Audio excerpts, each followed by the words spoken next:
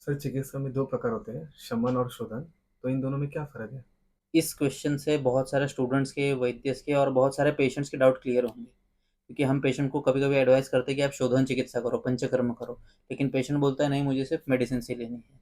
तो आयुर्वेद का एक सूत्र है, दोषाः कदाचित् कुप्यन्ति चिताल्लंघन पाचनैः जिता संशोधन हेतु न तेषां पुनरुद्भव। मतलब जिन व्याधियों में हम दोषों को शरीर से बाहर निकाल के चिकित्सा करते हैं वो रिकर नहीं होते हैं। तो अब आते हैं तुम्हारे क्वेश्चन पे कि शोधन और शमन में क्या फ़र्क है। तो शोधन में हम क्या करते हैं? सर, जो बड़े हुए दोष हैं, उनको शरीर से बाहर निकालते हैं। हाँ, जो बड़े हैं और प्रकोपित है, खराब दोष, उनको शरीर से बाहर निकालते हैं। और शमन में हम उन दोषों को बॉडी में ही रहने देते हैं, साम्यावस्था में लाते हैं। अगर बड़े हुए हैं तो उनको साम्यावस्था में लाते हैं।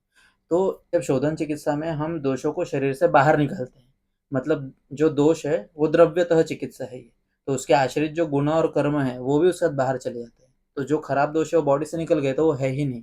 ठीक है, लेकिन शमन चिकित्सा में हम क्या करते हैं, गुणतः और कर्मतः चिकित्सा करते हैं।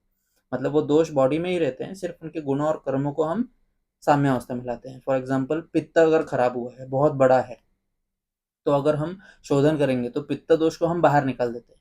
लेकिन जब हम शमन चिकित्सा करते हैं तो सिर्फ अगर उष्ण गुण बड़ा है तो शीत चिकित्सा करते हैं, लेकिन दोष तो बॉडी में ही रहता है, इसीलिए उसके रिकर होने के चांसेस हो सकते हैं शमन चिकित्सा के बाद।